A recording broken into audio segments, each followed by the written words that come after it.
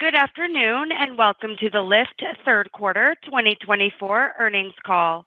At this time, all participants are in a listen-only mode to prevent any background noise. Later, we will conduct a question-and-answer session, and instructions will be given at that time.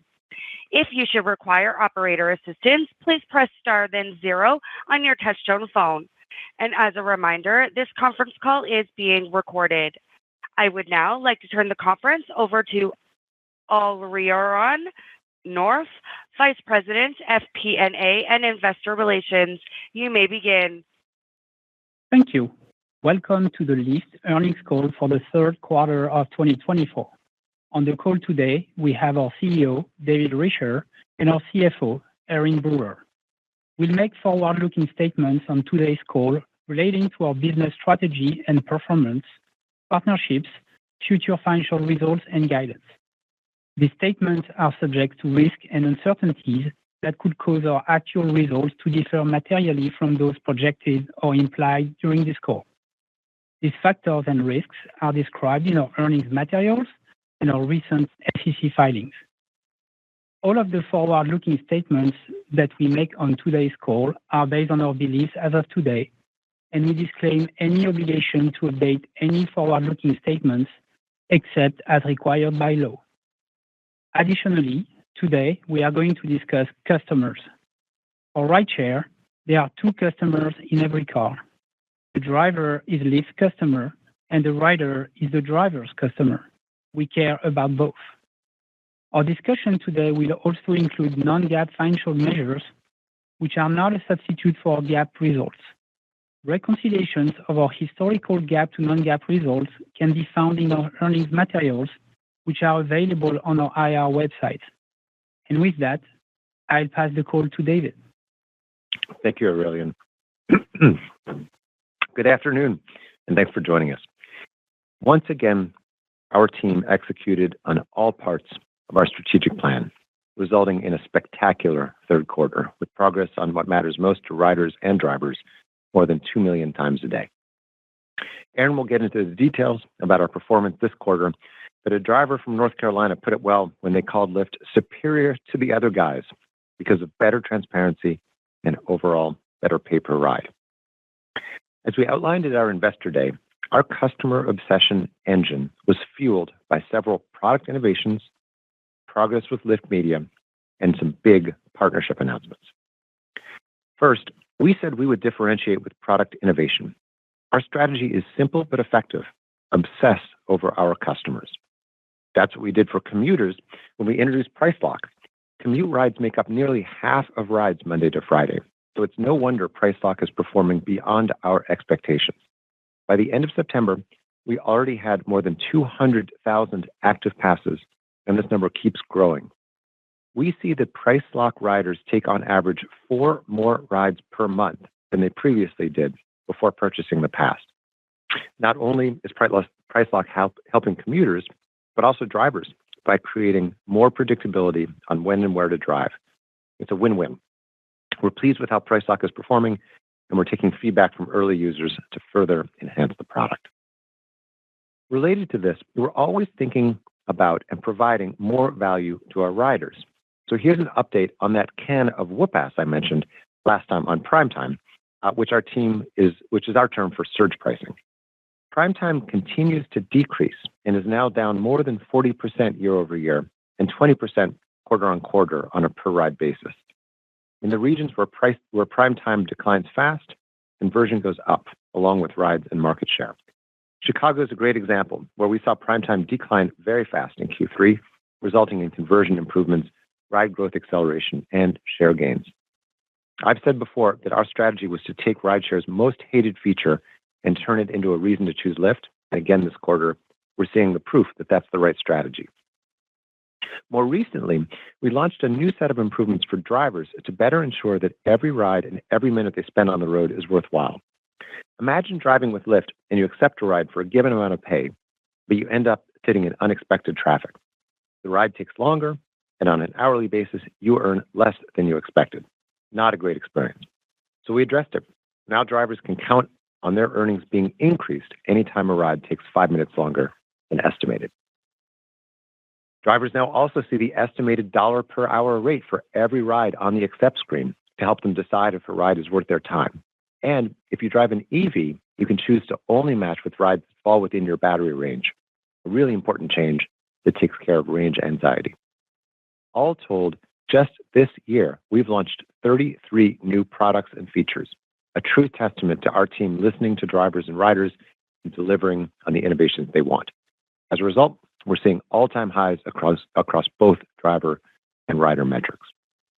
Drivers are spending more time with Lyft than they ever have, as driver hours in Q3 reached yet another all-time high. According to interviews, driver preference for Lyft is now 12 percentage points higher than our main competitor. At Investor Day back in June, we said we expect driver hour growth in line with business growth, and right now we're ahead of that target. On the rider side, we see the same. Active riders hit an all-time high, growing at a pace ahead of the long-term target we shared at our Investor Day. We had record rides again this quarter, with commute rides surpassing their all-time highs from 2019. Ride frequency, the average number of rides taken by each active rider, increased for the 7th consecutive quarter and is also in line with our long-term target. Riders are taking more bike and scooter rides too. Our bikes and scooters mode had strong performance in Q3, breaking another record in quarterly rides. Bottom line, Lyft is still growing. Up next is more expansion in Canada, where right now we're onboarding drivers in Winnipeg. At this point, roughly 12% of all Canadians have taken a ride with Lyft, and we look forward to riders in Winnipeg joining us soon. So now on to Lyft Media. We've been building Lyft Media into a highly performant platform, and we continue to improve it for our ad partners. Last month, we expanded how we measure campaign performance. Brands like Foursquare are now helping us measure foot traffic to brick-and-mortar stores. NC Solutions provides insights on brand loyalty for consumer packaged goods companies, and Kochava is measuring digital outcomes like app installs and purchases. Overall, Lyft Media continues to gain great traction, with in-app ads growing nearly 3x year over year in Q3. Now I want to take a look at two partnership-focused initiatives that will help strengthen Lyft's position going forward. We are very proud to be the best at what we do in rideshare. We are the pure play in on-demand mobility, and that allows us to be 100% focused on getting it right for drivers and riders every time. As we said at Investor Day, that approach includes deeply partnering with other companies who are the best at what they do. For food delivery, that's DoorDash. DashPass has millions of subscribers, and with last week's partnership announcement, we're giving every one of them a reason to prefer Lyft. So I encourage each and every one of you to link your accounts immediately so you can save the next time you go out with friends and then on that late night snack when you get home. Second, today we announced our next step in helping bring autonomous vehicles to millions of people. And again, we're doing that in partnership, beginning with Mobileye, Nexar, and May Mobility. Let me talk about each of these briefly. With Mobileye, our partnership makes our rideshare platform available to all vehicles with Mobileye Drive Level 4 self-driving technology. These vehicles will be Lyft ready, giving small and large fleet operators seamless access to Lyft's platform and network of riders. With Nexar, our partnership combines Lyft's vast network with Nexar's intelligent video telematics with the goal of accelerating how AVs learn. And finally, we're very excited to partner with May Mobility to make their autonomous vehicles available to Lyft riders in Atlanta next year. Each of these partnerships plays a different role, but collectively, they help Lyft become the best option for AV stakeholders and asset holders to go to market. At Lyft, we envision a robust future that brings together human drivers and autonomous vehicles in an always-on transportation network. Adding AVs is a huge opportunity, and we look forward to partnering with even more leaders in the industry to shape this future. Stay tuned, because this is just the beginning. Before I finish up, I want to share something with you that is foundational to the way we lead our company, and that's our purpose. The team at Lyft has always been passionate about having an impact. It's often cited as a reason people love our brand and why people choose us. It's one of the reasons I came here too. And it's good for business in ways beyond brand love. Research shows that purpose-driven organizations have returns that significantly outperform the S&P 500. Lyft's purpose is to serve and connect. Let me say that again because it's new. Our purpose is to serve and connect. On service, we want to reset the bar, serving drivers and riders better than they have ever experienced before. And on connection, in an increasingly virtual and physically disconnected world, we're going to fight hard to keep bringing people together in person. Lyft is moving ahead. Quarter after quarter, we're winning drivers and riders over with our service. As a result, people are choosing rideshare more, and when they choose rideshare, they're increasingly choosing Lyft. Sure, we're competing against the other guy and are more than holding our own, but increasingly, you'll find that we're playing a different game. We're competing with your car, even with your couch. Every day, over 2 million times, we serve and connect, and I hope you see how early we are in that journey and just how important that purpose is.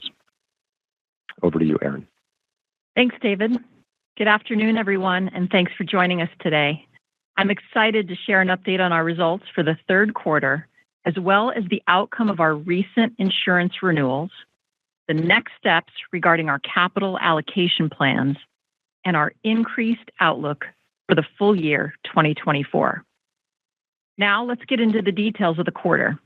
I'll start with my usual reminder that unless otherwise indicated, all income statement measures are non-GAAP and exclude select items that are detailed in our earnings materials. For the third quarter, gross bookings exceeded $4.1 billion, up 16% year over year, with double-digit rides growth in both rideshare as well as our bikes and scooters mode. Q3 saw strong demand with active riders growth of 9% and frequency up 6%, driven by growth in Canada, our back-to-school activations, and the success of new products, all underpinned by our focus on operational excellence. While demand exceeded our expectations in the quarter, gross bookings per ride and the continued reduction in prime time were in line with our expectations. As we discussed last quarter, reducing the variability from prime time addresses a significant concern for our riders, ultimately drives preference for Lyft, and makes our platform healthier. Revenue exceeded $1.5 billion, up 32% year over year. During the quarter, we delivered revenue margin expansion both year over year and sequentially, reflecting efficiency in the deployment of incentives. Consistent with the framework we outlined at our Investor Day in June, our focus is on generating efficiencies on a per-ride basis across total incentive spend. During the quarter, incentive expenses in contra revenue and sales and marketing combined declined 17% on a per-ride basis year over year, well ahead of the annual multi-year target of 10% we outlined at Investor Day, as we continue to improve the balance of our marketplace. Operating expenses were $602 million, or 14.7% of gross bookings, including planned investment in rider engagement and higher legal and insurance expenses, some of which are accrued on a per-ride basis. In the third quarter, adjusted EBITDA was $107 million, which as a percentage of gross bookings was 2.6%. Third quarter adjusted EBITDA included the benefit of a one-time $14 million tax accrual release. GAAP net loss in the third quarter was $12.4 million, which includes restructuring charges of $36 million related to the previously announced restructuring plans in our bikes and scooters division, now known as Lyft Urban Solutions. We ended the third quarter with a strong cash position with unrestricted cash, cash equivalents, and short-term investments of approximately $1.9 billion, and we generated $243 million of free cash flow. As a reminder, our free cash flow trends will vary quarterly due to the timing of insurance payments, so I'd encourage you to focus on a 12-month view. At quarter end, for the trailing 12 months, we've delivered more than $641 million in free cash flow. This outpaced our previous target driven primarily by higher insurance reserves directly related to higher ride volume, coupled with lower cash payments related to our legacy book. Moving to capital allocation, I want to reiterate our current strategy, which focuses on three main areas. First, it's crucial for our scaled marketplace to maintain ample liquidity for operations and to comply with our existing covenants. Next, we're prioritizing investing in profitable growth. We have plans to invest in initiatives like building partnerships and enhancing our ad tech platform, which are important to our long-term growth strategy. And third, we're focused on shareholder returns, starting with dilution management. After restructuring last year, we've seen improvements in stock-based compensation dilution and remain on track to our commitment for 2024 stock-based compensation of approximately $340 million. Building on that progress, starting later this month, we will leverage our improving cash position to transition to net share settlement to address the tax withholding obligation for all employer-restricted stock units. This will reduce the number of shares that would otherwise be issued into the market upon vesting.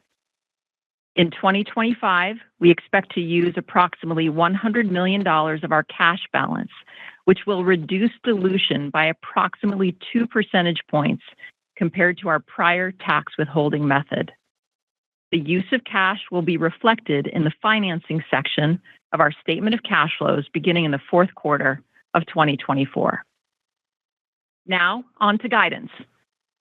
Our Q4 outlook includes both the impact of the DoorDash partnership as well as the renewal of our third-party insurance agreements. As we laid out at our Investor Day, partnerships are a key component of our profitable growth strategy, and we're very excited about the opportunity to partner with another category leader. In the fourth quarter, we're investing in the launch, and we're excited about bringing the benefits of Lyft and DoorDash to riders and Dash Pass members throughout the U.S. Our experience with large-scale partnerships tells us that achieving broad consumer adoption happens with time, and we look forward to sharing more updates in the coming months. Next, the renewal of our third-party insurance agreements reflects our success in continuing to bend the insurance cost curve through product and safety initiatives.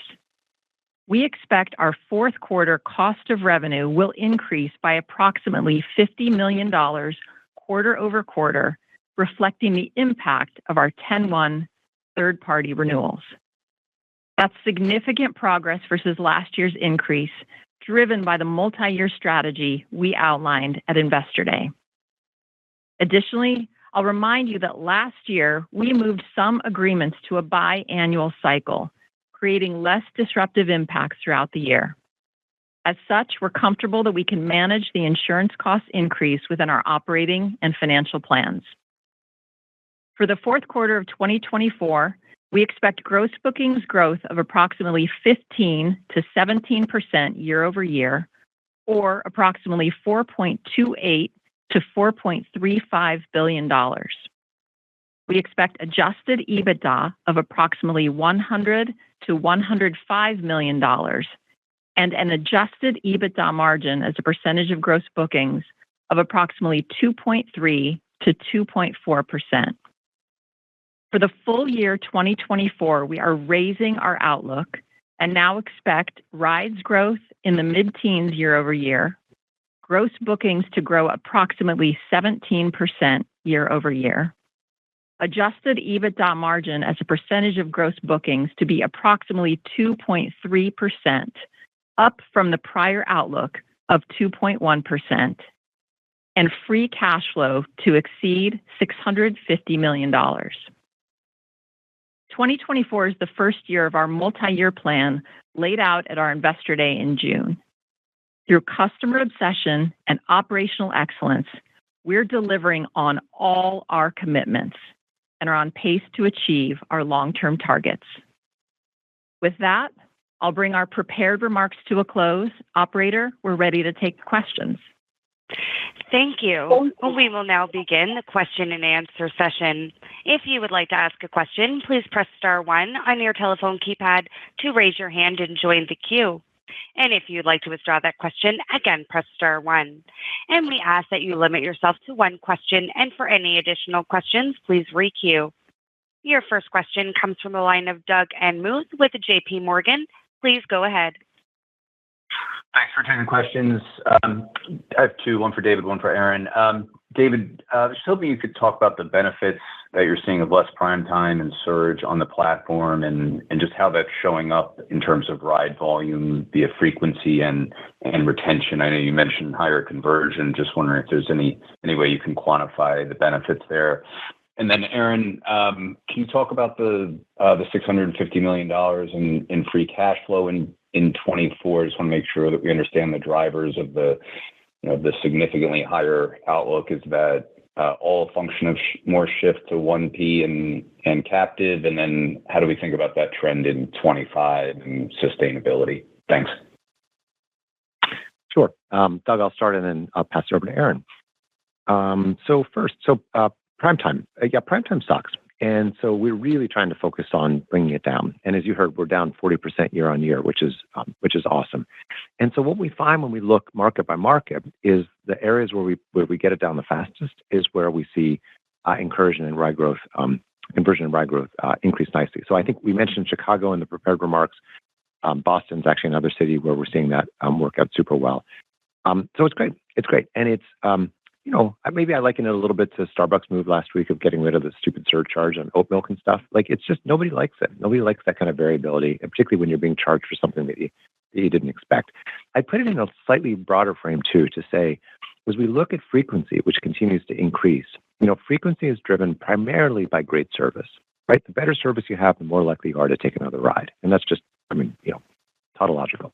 But then there's certain things we can do, like price lock and some other things that will actually increase frequency, even more than that. So, and then prime time it falls right in the middle of that, right? That's providing great service and also providing consistency. So sort of put it all together, really liking what we see. I think our conversions actually increased, in other words, gotten better by about 0.1 percentage point. So, we're seeing good increase there, but of course that averages all kinds of different things. So that's sort of the big picture on that. And then Aaron. Yeah, sure, Doug. On cash flow, I'll kind of start hovering up a little bit here. First of all, we're incredibly proud of the performance that this team has been able to drive across the business, obviously strengthening our operating efficiency and improving our margins. And then given that we're a relatively low kind of CapEx profile business, from a modeling perspective, you can assume that a significant portion of that adjusted EBITDA converts to cash. And that is, of course, before considering the impacts of insurance. So let me kind of talk about the dynamics that we're seeing this year and some of the dynamics that I mentioned here in the third quarter. So, first is the function of our insurance accruals. And those are a bit higher because our growth is a bit higher than expectations. So that's one part. The second part is lower cash payouts. So let me spend just a second here chatting through that. When we accrue for these expenses in period, we expect the total payout from any particular cohort to take approximately 7 years to resolve, with the peak of that usually happening in year 3 and the majority of those claims paying out sort of year 1 through 3, if you think about that overall horizon. So today, for example, it's fair to assume that the majority of claims that we're paying out are from the 2021 to 2023 time period where, of course, our rides volume were lower, therefore fewer claims, therefore a reduction in those cash outflows.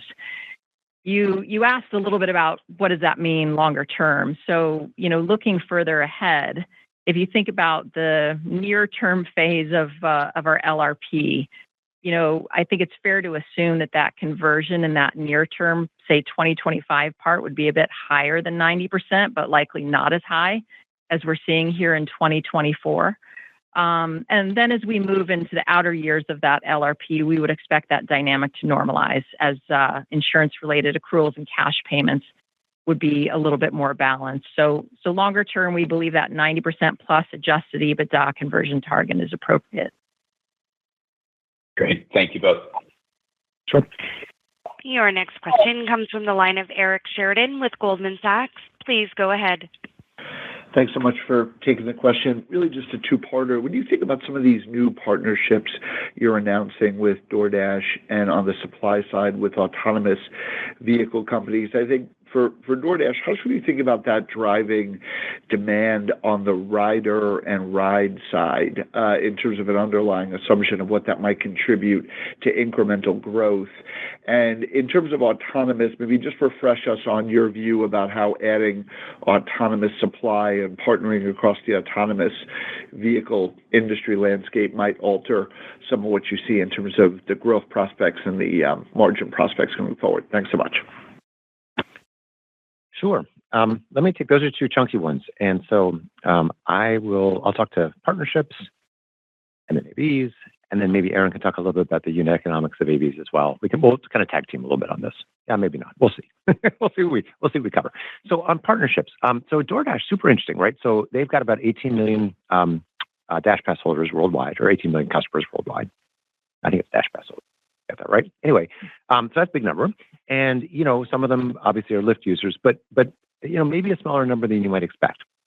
And so I think you're absolutely right, Eric, to sort of target the top line on this. This is about effectively rider acquisition, right? How can we acquire riders in a way that's super customer friendly? Because we know that people like to take rides when they go out, and then when they come home, they'll get something delivered. So it's off to a great start. I won't give you too many details, and I will say that all these partnerships tend to they sort of take time to build.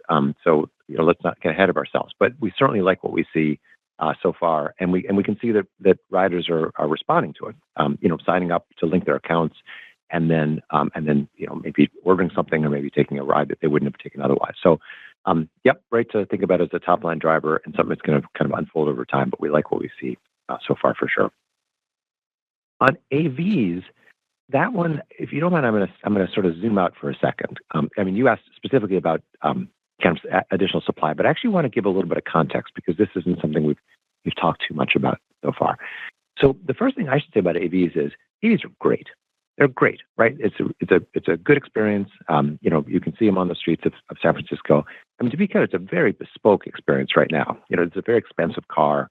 And all kinds of things are going on behind the scenes to make sure that it works super well. And the scale is quite small in the grand scheme of things, but it's a really interesting experience. And so we absolutely see it as being, a TAM expander for us, right? Because it'll bring additional supply and it'll bring a new experience for riders on that some riders, will like, maybe others, don't choose so much. And so, the idea of having a hybrid between the two of them, between human-driven cars and robot-driven cars is super exciting to us. Our strategy is to become the partner of choice to any AV stakeholder. That might be an OEM, might be an equipment manufacturer, any number of things. And for one basic reason, we want to be the best way to keep your AV utilized and therefore making money. And that's sort of the thing. Like these are expensive assets. They're going to be expensive for a long time. And so they got to be moving around, right? Just like an airplane or a restaurant's got to have people in the seats or airplane's got to be in the sky. Like these things have to be utilized. And so I'm going to break that down a little bit. And again, sorry for the long answer, but it's kind of a chunky area. So the first is demand generation. So three big pillars I want everyone to think about. First is demand gen, right? So you know this. We're one of two big scaled platforms in North America, 40 million active riders, 2 million rides a day. So that I think sort of stands to reason. The second place is marketplace management. So, 1.4 million drivers today are on our platform every year. That's a lot of individuals. And what do they do? What do they rely on us today for? And then you can sort of fast forward and think, what are AVs going to rely on us tomorrow for? Well, they got to be onboarded. They got to be insured. They got to get paid. They got to get matched, right? 24 hours a day, 7 days a week. Cars get matched with riders, which means that you have to estimate the ETA. That's the pickup time. You got to price it right. You got to do customer care when things are left in the car. All of this marketplace, you got to manage pickup and drop off, and that sounds easy, but it's not because such and such an address on Fifth Avenue is secretly around the corner. All these sorts of things. So this marketplace management is quite complicated, and it's something that we do at massive scale every single day. And it's the second piece, the second big pillar that any AV asset manager is going to want to plug into. And then the third is fleet utilization. Okay, so this is actually a little bit subtle. And it sounds straightforward, right? But it's actually it's quite complex. Again, of course, it's onboarding, but then it's things like maintenance, right? Again, think of a car as an asset. Again, for some reason, at least I find it actually easy to think of airplanes as very expensive assets that you just have to make sure are flying around and not sitting in maintenance docks and so forth. And so if you think about what a car needs and an airplane needs, it needs maintenance, right? They need to be recharged. They need to get paid for their time. They need to be insured. There are all these policy issues, all these customer care issues, all this sort of stuff. So we've been doing for about the past 4 years with our FlexDrive subsidiary a ton of this, just a ton of this. So FlexDrive acquires, it leases, it manages, it maintains, it repairs, it resells. It does this for tens of thousands of cars every single year. And we are the only rideshare company that has this capability in-house. I will just say that again. We're the only rideshare company that has this capability in the house. And by the way, we're good at it. And I'm going to brag on behalf of the FlexDrive folks. We achieve about 90% utilization over the course of the year, which is industry leading. Okay, so you put all that together, and I think you can see why AVs are so exciting for us. They're a new form of supply. You can say it sort of tactically like that. They blend very nicely with driver-driven cars, right? You don't have to choose between one or the other. You can do both. And we have the capabilities to put them to use. And by putting them to use, that makes all the stakeholders more money, which is great. And that's why they're going to choose us again and again and again. So I think it's more than just sort of the sort of any one of those pieces. I think sort of the whole is greater than the sum of the parts. And that is probably more than enough for AVs right now. And Erin, did you want to add anything to any of that? No, you nailed it in terms of just, I think there's a lot of great work being done out there about how this will fold over some period of time. Yeah. The cost of the asset, how the regulatory and insurance environment, et cetera. But the bottom line, as you just said, is asset utilization is going to be incredibly important for unit economics. And that's it. Thanks, Eric. Your next question comes from the line of Brian Nowak with Morgan Stanley. Please go ahead. Thanks for taking my questions. I have two. The first one on price lock. It's good early signal on adoption and frequency bump. Just wanted to ask you about, can you walk us through sort of the go-to-market strategy you're using on this? Is it available across all markets? Are you rolling it market by market? Are you targeting certain types of users and sort of rolling it that way? Just how do we think about kind of the strategic rollout of that business across the corpus of users is the first one. And then the second one, just on autonomous, there's a decent amount of discussion about sort of San Francisco and Waymo, et cetera. So anything you can tell us about sort of San Francisco trends and sort of what you've seen on San Francisco volumes over the last, call it 3-6 months. Thanks. Sure. Let me take them in order. So on price lock, it's rolled out nationally. Every single person in the country, as far as I know, has access to price lock. It's targeted at commuters. And so when we do our internal targeting, so again, when we look at our daily volumes, about half of it, Monday to Friday, is commute volume, which is a huge, huge deal. And you can imagine how frustrating it is for people to sort of wake up in the morning, and literally people do this. I mean, if you talk to folks, in fact, as a driver, one of the people who got in my car a couple months ago was someone from Sausalito, who literally said every morning she wakes up, and basically if it costs $20, she'll take a Lyft. If it costs $30, she'll sort of think about it, but she'll still probably take a Lyft. Or the other guys if they're cheaper, which doesn't happen because guess what? Anyway, and then if it's $40, she'll drive herself, which she hates. And it was actually on a Friday morning, and she had cupcakes, all these sorts of things for her birthday, and she was kind of very happy that that Lyft was priced well. So this is all before price lock came out. So anyway, so the product has really good product market fit because people don't like the variability, and again, it comes at a time which is particularly obnoxious, particularly in the morning when you need to get to work. One of the things we like about it is, aside from the 4 incremental rides that we've talked about, is it also gives drivers some certainty because we can use that as kind of input to certain things we do in the background. And as a result, there's good marketplace management on this as well. And we know it's good because we can see that people who sign up for price lock tend to renew. So it's a low churn. Now, again, it's still new, right? We're a couple months in, but we like the dynamics we're seeing. And so, which brings us back to go to market. You can expect within sort of economic guide rails that we will continue to promote it, more and more and more, because once people sign up, they don't tend to leave, and they tend to take more rides, which is just, obviously a great sign all around. So, stay tuned for more. Definitely early days in that. These features always take a time to kind of get to any significant scale, but we like what we see, and it'll be certainly a nationwide product. On AVs in San Francisco, we're obviously looking at it quite closely. If you've been in San Francisco, you certainly see a lot of Waymos around. You'll see Zoox around a little bit as well. They just announced last week, Jesse, the CTO at Zoox, just announced that they'll be on the road soon in San Francisco. So, from a sort of density perspective, they're obviously working pretty hard. But when we look at companies like that, we really see them more as partners than as competitors. Of course, they're going to do some R&D. Of course, they're going to want to understand customers directly. That makes all the sense in the world. But when we have discussions with all the partners that you would expect we're having, when it's really more around how can we partner to put these assets, which are quite complicated to, not just build, obviously that's very complex, but, maintain on the road, keep repaired, keep charged, all these things. How can we play a role there? I'll see one last little thing, which is in San Francisco, it's interesting. You see them a lot. What's also interesting to see, I'll just point this out, it's a little bit of an aside, is you also see big parking lots with them, right? They have to stay somewhere. And this is quite expensive as well. And it's also an interesting thing. This is super just random, but I was just reading this thing about hail and how hail hits cars pretty hard and causes repairs and all these sorts of things. So it's really, my only point there is just the stuff that you're seeing at relatively small scale right now is super interesting, and it's a good experience, and the companies are doing a good job. But they're also realizing is that they scale up to, beyond hundreds of thousands, tens of thousands, hundreds of thousands. Some of the problems are going to change, and some of the issues they're going to confront are going to be quite different. And we're super excited about partnering super deeply with them to help them with that. Great. Thank you. Sure. Your next question comes from the line of Ken Gorwalski with Wells Fargo. Please go ahead. Thanks so much. Two, if I may.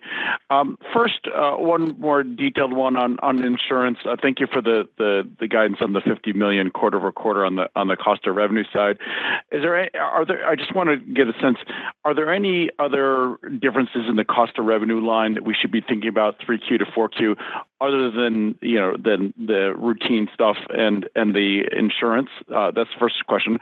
And the second one is more broad on, as you think about next year in the domestic rideshare market, how do you think about pricing? And specifically what I'm thinking about is you've got prime time likely continue to come down, and you've talked about battling against that prime time and surge pricing. And then you also have, rider incentives and think about things like price lock.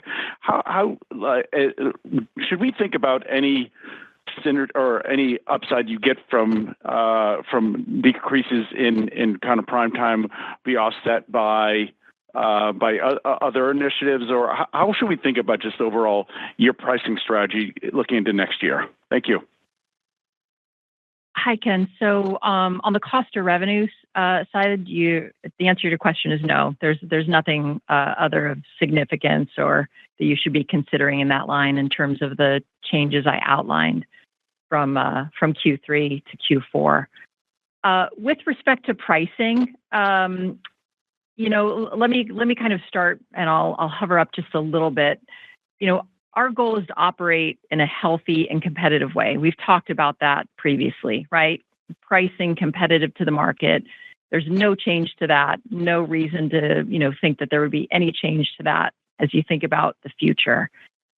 I think another level set is the price of rider experiences is a combination of many, many factors. That includes mode mix, it includes distance, it can also obviously include prime time, depending on the supply conditions at a certain geography at a certain time. And so our job, and I think our results speak for themselves, we've been doing this really well, is to bring value to riders.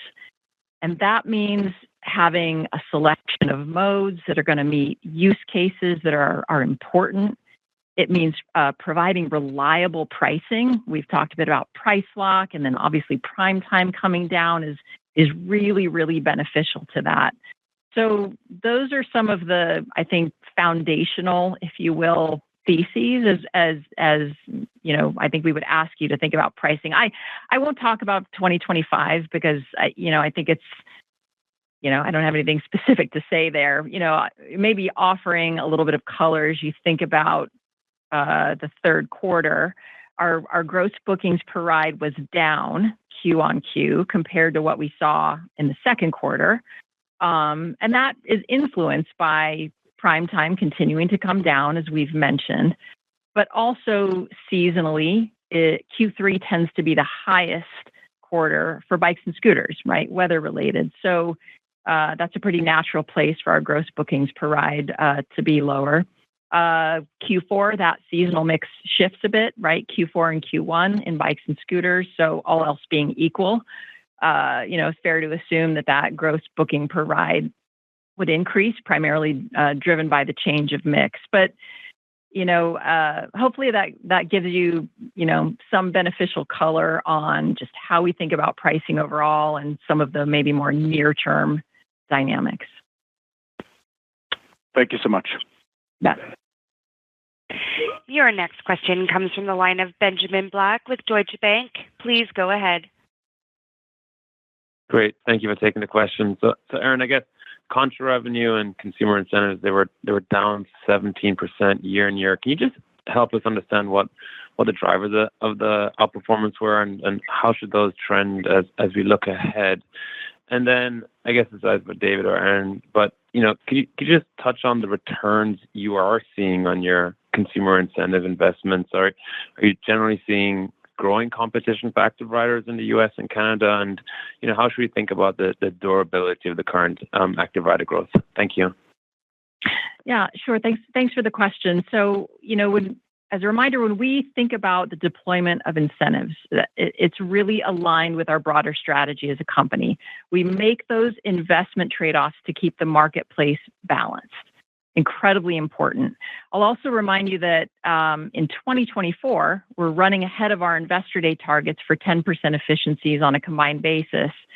And at the same time, we've made really, really strong progress. David mentioned this in his prepared remarks, focusing on drivers, innovations like earnings commitment or a recent fall release that was just full of features that drivers love.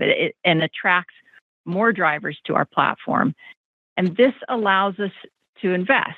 So, you mentioned what are we seeing? I think if you look at our really strong progress, we've been talking about it now pretty much consistently each quarter in 2024, growing active riders, the growth in frequency, riders taking more rides on the Lyft platform, coming to the platform and having a really, really good experience. So those are some of the, results for the year and sort of foundations about how we think about it. Just to give you the specific data, because I know some of you get curious about this, that total incentive spend in contra revenue and sales and marketing was about $274 million in the third quarter.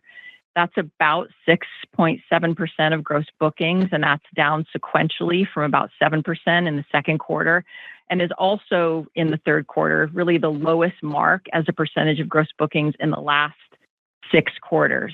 So absolutely driving efficiency there. And as we continue to build on the great momentum we've seen with drivers, it allows us to invest. So you asked a little bit about maybe how we think about investing, et cetera, and what we're seeing in terms of outcomes. I'll do the how first, because I think I've already talked about the outcomes in terms of growth and in riders and in frequency, et cetera. But, we monitor that impact as we make those investments, whether it's, a particular initiative around incremental rides or new riders or retention rates. It really depends on the nature of the incentive. But we monitor the efficiency of that incentive deployment, and we've been really leaning in because we're seeing great efficiency and really good outcomes in the way that those are deployed. So hopefully that's helpful. Your next question comes from the line of Shweta Khajuria with Wolfe Research. Please go ahead. Thank you for taking my questions. Could you please talk about consumer sentiment in the quarter? There have been some mixed data points, but anything on resiliency of consumer spend and what specifically are you seeing in terms of maybe some of the drivers? And then the second question is just thoughts on your take rate and or revenue margin in the near to midterm as you think about its trajectory, at least especially going into next year. Thanks a ton. Yeah, hey Shweta, it's David. I'll take the first, and Erin can take the second. So we like what we see with consumer sentiment. We really do. And we look at this just like everybody does, and try to sort of discern if there are things that are unusual or what have you. But I'll tell you a couple of data points that I think are interesting. So first, we've already mentioned, so our biggest use case is commute, and that's going up. And you would sort of expect that because of return to office and obviously price lock and some things that we're doing. The thing that you might not expect would be that party time is actually our second biggest sort of lift, and so to speak. And a party time, which we talk about, is sort of a Friday and Saturday night thing. And that's increased as well, nicely, quite nicely. And I can give you a very specific example, which is kind of fun. We've just been looking at Halloween data, and our Halloween this year was just a monster. And it was all-time high. Sorry about that little joke there, kind of, sort of. But anyway, and then back a year ago, it was also a monster. So in other words, we're lapping, big increase, year on year, and super interesting to see. So that sort of suggests that, that's discretionary, right? I mean, you don't have to go out on Halloween, and you certainly don't have to take a Lyft, but people are, and people are. So that suggests to us that that what we're doing is working, that the service we're providing is landing with people, we're priced well, and so on and so on. So we, as Aaron just kind of mentioned in a different context around pricing, we're very aware that in order to be a large-scale consumer brand, which we are, you have to have a value component. You have to, right? I mean, for all the people who are doing well, there are people who are struggling or frustrated. This is very real. So when we look at Wait and Save, for example, our saving mode, sort of look at it very carefully and try to continue to make that product great. I always give a shout out, and I'm a little bit weird on this one, but to our bikes world, just because for so many people, it's a part of their daily lives. We give 250,000 rides a day, roughly at peak. It's quite a large number, and the per ride cost is quite low. So we sort of look up and down the stack, all the way from the bottom to the top, and the top being what we call HVMs, high value modes. And we really see strength across the way. Nothing to worry about. So I know there's a long way of saying we're not seeing much, but maybe that gives you a little color on how we're looking at it. Yeah, and Shweta, on your question on revenue margins. So, the revenue margin trends that we've seen in 2024, and absolutely true for Q3 as well, reflect the efficiency that I was mentioning a few questions ago in terms of overall incentive spend and the strong progress that we're seeing there. But also, I would remind you, in particular in the third quarter, there is a mixed impact on the revenue margin from our bikes and scooters business. So different from our rideshare business, the bikes and scooters flow through pretty much one-to-one from gross bookings to revenue. So in the quarters where we've got more volume, that's going to have a larger impact. And so, for example, in the third quarter, that was about 2.5 points attributed to the mix of the bikes and scooters mode. So hopefully that gives you some additional color. Yes, thank you very much, both of you. Sure. We're ready for the next question. Operator, we're ready for the next question. John Blackledge, your line is open. Oh, great. Thanks. Two questions. Any further color on how the Canada business performed in the third quarter, and then discuss the continued expansion in Canada? And then secondly, on Lyft Media, if you can give maybe some color on the revenue run rate trend in 3Q, and I think Aaron mentioned investing in ad tech. Any color there would be helpful. Thank you. Sure. Hey, John. We'll touch on both briefly. So Canada, and I think we've probably said all these things publicly before, but I'll reiterate that we're very much on track. In Canada, our goal is to double ride volume year on year, and we're on track. And it's great. It's great. Our Canada team is just killing it. Super good to see how strong the product market fit is, and something we're paying a lot of attention to. I mentioned that Toronto is now our sixth biggest market. That's the Greater Toronto Area, which is wonderful. I forget what it was a year ago, but I can tell you it wasn't in the top 10. That's for sure. So, liking what we're seeing there. Good momentum, good product market fit. More to come for sure. And then on Lyft Media, we were again on track. We've put out some goals. I think we've talked about a run rate that we're very much on the path for this year. Really, I would say the focus now, just to sort of maybe one click deeper on that, is people are, and some of this again a little bit big picture for a sec, but like marketers, brands are always looking for new ways to get to their customers. They just always are. And sometimes again I look sort of very big picture at this and think of pamphlets back in the late 1800s. Billboards on the highways as interstates came up, and then radio, again very car focused, but also home focused, and TV, and so forth. The thing that's different now, of course, is not just the onlineness of everyone, which is kind of obvious, but that the people with first-party data really tend to do well. And we have first-party data, right? Every time you get in a car as a rider, you're telling us a lot about yourself, right? You're saying, where are you coming from? Where are you going to? What's your intention? Are you going to a coffee shop? Are you going to a bookstore? Are you going to a drugstore? Are you going to a pharmacy? Any number of things. And that's first-party data. And so, and to the extent we can create tailored experiences for our riders, who, by the way, tend to spend about 17 minutes in the car or a little bit more. They tend to check their app out several times, up to 7 times, to see whether they're there yet. Like, all this provides a real platform for a great media opportunity. So we continue to be, again, as we always say, it's still quite early days. I mentioned earlier that we're really in kind of a foundational mode now, where we're in particular really focusing on measurability because of how important marketing efficiency is to every marketer out there. But we're very enthusiastic about what we see, and we like, the video ad unit is still relatively new. You can see maybe yourself, maybe you'll see an ad or a movie trailer if you open up the Lyft app. Anyway, long way of saying we like what we see, on track to the sort of statements we made about the exit run rate for this year, and stay tuned for more. Thank you. Sure. Your next question comes from the line of Mark Mahaney with Evercore ISI. Please go ahead. Hi, this is David on for Mark. I wanted to follow up with an AV question. You talked about AVs as a TAM expander. And just wondering, are there any specific use cases where you think riders might prefer an AV ride over a regular ride, and any early signals from what you're seeing competitively in San Francisco that might inform that? Yeah. Hey, David. I honestly would say it's probably too early for us to have real insight there. I mean, certainly, remember, we've given about 130,000 rides, primarily in Las Vegas, over the years. So we have a sense from that. But of course, Las Vegas is a very particular use case, and that's kind of its own world. And then we're looking very closely and monitoring what's happening here on the ground. And, we see it in San Francisco. We see it, obviously, in Phoenix as well.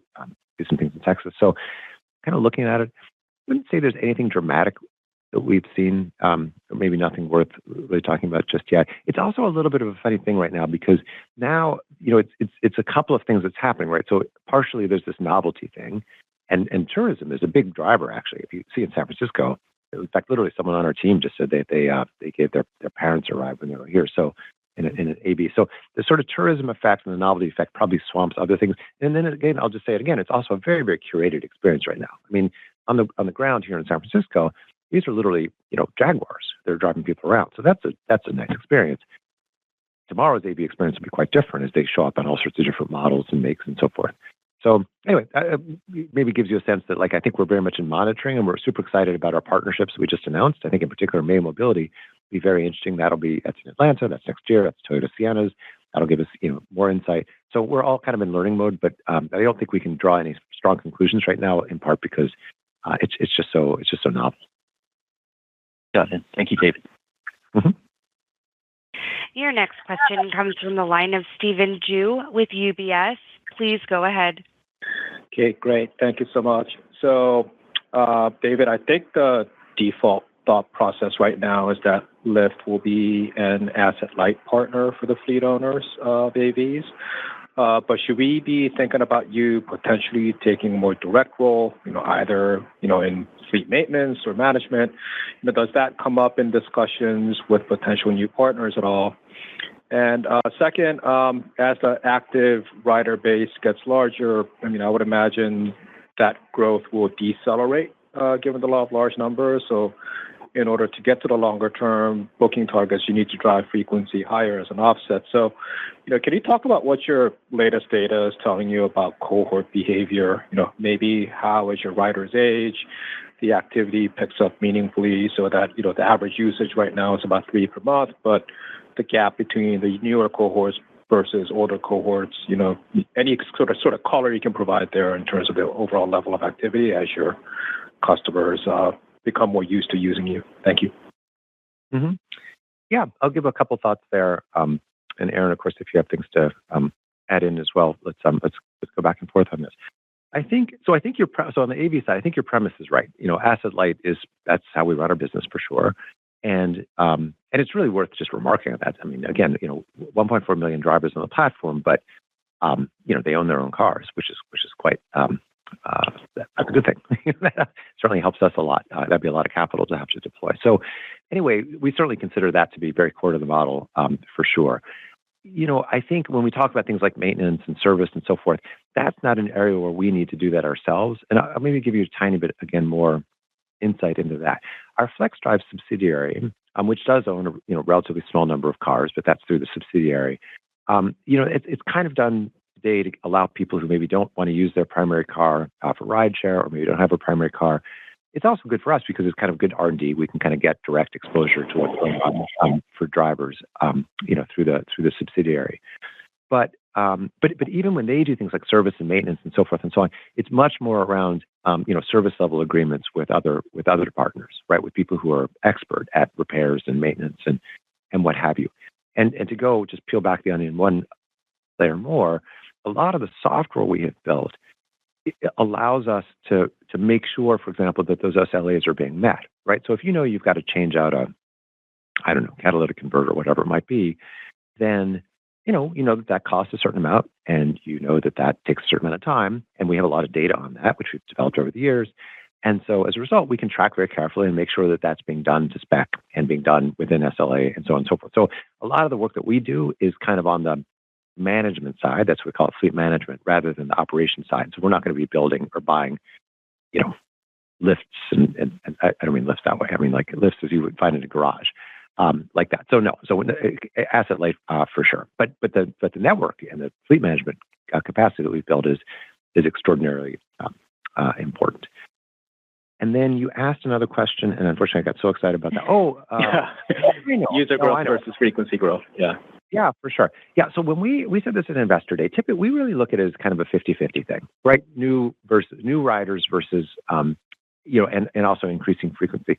I'll remind you that as proud as we are, and with, I think, legitimacy about our 800 million rides a year, roughly 2 million rides a day, obviously growing at a nice clip, just as a reminder, that compares to 160 billion rides that people take in their private vehicles, personal vehicles every year, just in the United States. So I would say in terms of our penetration of use cases and riders, we're still, it's almost negligible, really, when you think of all the different times that people are driving around today versus the number of times they're taking rideshare. Even if you add in our competitor, it's still, now it's 2 times 0. So I think there's a lot more. So I wouldn't say that we're anywhere close to penetrated on that side. I will absolutely say that we're certainly focused on increasing frequency among existing riders, but we want to do it first and foremost by providing great service. That's the single best way. And I think we're not confused about that. So our customer obsession strategy is very focused on providing a level of service that will encourage people to come back. There's a great Walt Disney quote that I can tell you about another time. But anyway, we're very focused on increasing frequency that way. Thank you. Sure. And that's all the time we have for questions today. And now I would like to turn the call back to David Risher, CEO, for closing remarks. Thank you very much, everyone. Look, I know everyone's busy, particularly today. There's a lot going on in the world, but we're super excited about what we've achieved, but also really what lies ahead, and are looking forward to connecting with our investor community. I have a little bit of news here. We'll be out in LA, New York, London, San Francisco over the next few weeks, and we actually plan to further ramp up our outreach in 2025. So please do reach out if you'd like to connect with any of us.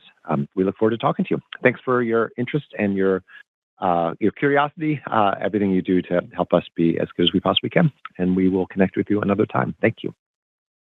This concludes today's conference call. Thank you for your participation, and you may now disconnect.